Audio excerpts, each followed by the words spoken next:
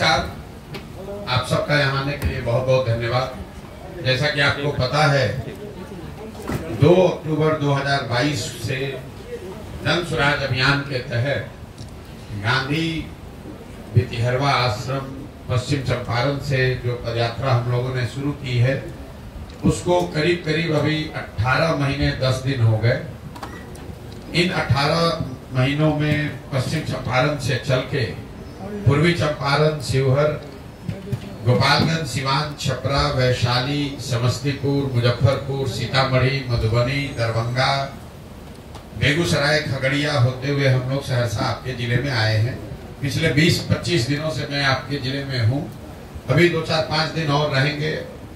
कोई बहुत अगर परेशानी की वजह से पदयात्रा रुकी नहीं तो 16 तारीख तक मेरा अभी यहाँ प्रोग्राम है आपके जिले में रहने का। इस पदयात्रा के दौरान जो हम लोग के अनुभव रहे, जो इसका उद्देश्य है, जो आपके जिले में देखा, इस पर एक छोटा सा आपको टिप्पणी करूंगा।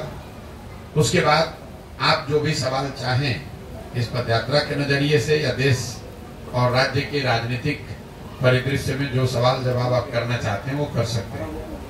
पदयात्रा का जो मुख्य 3 उद्देश्य है, आप में से कुछ लोग जानते होंगे। पहला उद्देश्य ये है कि मेरे 20 वर्ष की अपनी सामाजिक राजनीतिक जो समझ है, उसके आधार पर मेरी अपनी सोच है कि बिहार में जो गरीबी, पिछड़ापन, बदहाली है, इससे अगर निकलना है तो राजनीतिक स्तर से ज्यादा आगे बढ़कर समाज के स्तर पर प्रयास करने की जरूरत है। ऐसा इसलिए कि यहाँ पर जो लोग रहते हैं उनको अपनी समस्याओं के बारे में, उनके बच्चों के लिए शिक्षा नहीं है, रोजगार नहीं है, भ्रष्टाचार है, सड़क नहीं है, ये सारी बातें लोगों को पता है। किसी नेता, पत्रकार या राजनीतिक टिप्पणी करने वाले की जरूरत नहीं है। लोगों को मालूम है कि उनकी समस्या क्या है। लेकिन जो लोग इन सारी समस्याओं को जानते हैं, उससे जूझ रहे हैं, ये सब के बावजूद जब चुनाव होता है तो वो लोग अपनी समस्याओं को छोड़कर उन मुद्दों पर वोट करते हैं जिनका उनके जीवन से कोई सरोकार नहीं है। बिहार में पिछले 35-40 सालों में ज्यादातर लोगों ने वोट 4 ही मुद्दे पर दिया है। पहला, यहाँ एक जाति के नाम पर लोग वोट देते हैं। जैसे देश के अन्य कई हिस्सों में लोग जाति पर वोट देते हैं, वैसे यहाँ पर भी लोग जाति पर वोट देते हैं। दूसरा, यहाँ पर विचारधारा और धर्म, हिंदू मुसलमान के नाम पर वोट देने वालों की एक बड़ी संख्या है। तीसरा, एक बड़ा वर्ग बिहार में ऐसा है जो लालू जी के डर से भाजपा को वोट करता है। वो भाजपा का वोटर नहीं है, वो वोट लालू जी के डर से करता है। भाजपा को इसलिए करता है कि वो किसी भी हालत में लालू जी के जंगल राज को वापस नहीं देखना चाहता है।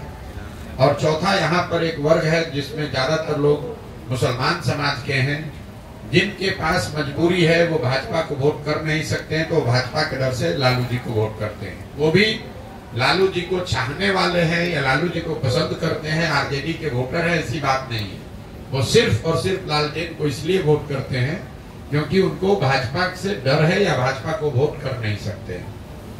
तो पदयात्रा का पहला उद्देश्य यही है कि गांव-गांव जाकर लोगों को ये बताया जाए कि आपकी जो समस्या है, आपके बच्चों के भविष्य का की जो स्थिति है, वो तब सुधरेगी जब आप अपने और अपने बच्चों के भविष्य के लिए वोट दीजिएगा। वोट जिसको देना है दीजिए, लेकिन वोट अपने और अपने बच्चों के लिए दीजिए। इसीलिए इस पदयात्रा के दौरान सुबह से शाम तक हर 2-2.5 किलोमीटर पर रुककर गांव में, सड़क के किनारे छोटी छोटी सभाओं में हम लोग ये जाकर लोगों को समझा रहे हैं। दूसरा पदयात्रा का उद्देश्य है, यहाँ पर जब ये अभियान शुरू किया हम लोगों ने, तो एक अध्ययन में पाया कि करीब 55% बिहार के लोगों ने बताया कि बिहार में एक नए दल और विकल्प की जरूरत है। लोग बोलचाल की भाषा में बताते हैं, भैया विकल्प नहीं है। तो उसको साइंटिफिक तरीके से जब देखा गया तो पता चला करीब आधे से ज्यादा जनता, वो चाहे भाजपा के का वोटर हो, आरजेडी का हो, जदयू का हो, कांग्रेस का हो, लेकिन आधे से ज्यादा बिहार की जनता ऐसा समझती है कि बिहार में एक नए दल की जरूरत है, नए विकल्प की जरूरत है।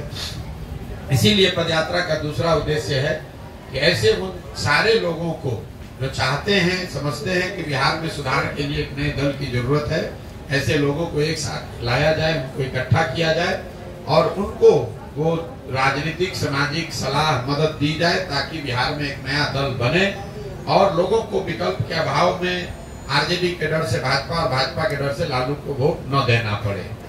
तीसरा पदयात्रा का उद्देश्य ये है कि अगर बिहार के लोग इस बात को समझ लें कि उनको अपने और अपने बच्चों के लिए वोट करना है, उनके सामने एक सही बेहतर विकल्प दल नया बन भी जाए तो भी बिहार का विकास तब तक नहीं हो सकता है जब तक यहाँ की स्थानीय समस्याओं के बारे में उनको सुलझाने के लिए कोई योजना न हो।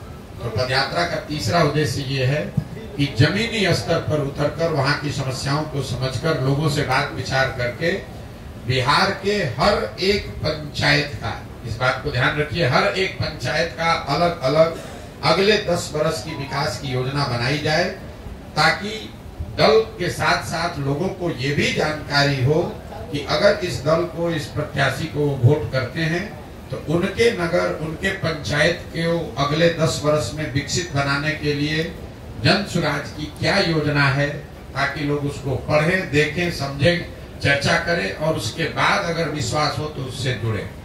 तो पदयात्रा के दौरान हम लोग ये 3 चीज करने की कोशिश कर रहे हैं। मैं या मेरे साथी जब तक हम लोग सहरसा में हैं तो प्रयास ये है कि हर गांव, हर घर तक पहुंचा जाए, लोगों को ये बताया जाए कि भाई आप अपने और अपने बच्चों के भविष्य के लिए वोट कीजिए।